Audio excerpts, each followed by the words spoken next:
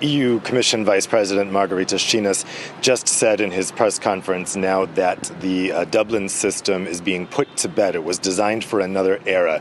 The Commission's big point here is that in 2015 we were looking at a refugee crisis with a lot of refugees coming into the EU, and the system then was kind of designed in crisis mode. Now the situation is very different. Only 1/3 of the irregular migrants coming into the EU are actually refugees. So they need a new system. Sheena's saying that system was another era and now they need a new one. So here's the fundamental change of this new system. The thing they tried to agree before, which they passed by a majority vote, was that the burden of hosting the refugees while their asylum claims were being processed would be borne out by all EU member states, that they would be spread out across the bloc. That is fundamentally changing under this reform. Now countries would have the option of either taking in those refugees or sponsoring their repatriation to their country of origin. Now that's because the countries that had voted against that agreement in 2015 actually never followed what was enacted into law. Hungary and Poland, for instance, refused to take any refugees. So this is an attempt to recognize that that existing system wasn't working in practice and to try to assuage the concerns of countries like Hungary and Poland, saying, okay, instead of taking in refugees,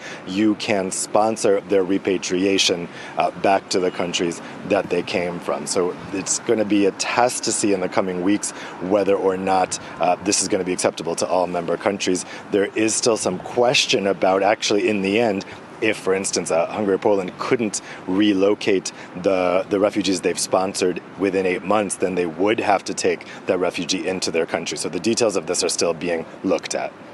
You mentioned Hungary and Poland there, Dave. There's also Austria. Sebastian Kurz, very conservative, has voiced his opposition to the plan. 5 years ago, as you mentioned, cooperation failed. What guarantees are there that this time it is going to work if already at its implementation there are so many question marks?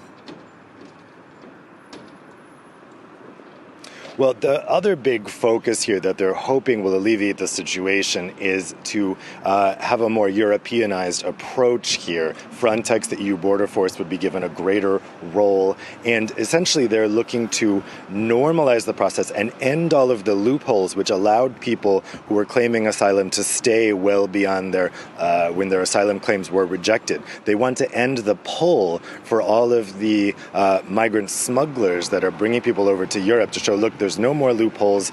If your asylum claim is likely to be rejected, you shouldn't come. And so they're saying, look, this is actually good for migrants as well. This is good for everyone involved. It's having every EU member state take on responsibility in the own way that they want to. So in the cases of those countries in Eastern Europe, not in the way of having to take on refugees, but just sponsoring returns. And it's making clear the rules to the migrants whether or not they will be able to come in. The Home Affairs Commissioner, Johansson, was keen to stress today that the EU wants migration. It needs migration, but it needs regular migration, and it needs to make the process clear to people who want to immigrate to the EU. Right now, the process is not clear. Vice President Schinas called it a non-system, what's in place at the moment, because that agreement in 2015 just hasn't been working. So this is a second try, if you will. They're really hoping, I'm told, that they can get unanimous approval this time, because what happened last time when you just had majority approval is the countries that voted against just didn't do it. So if they can get everyone to sign off on this in the next weeks, this could be, as the Commission says, a new start.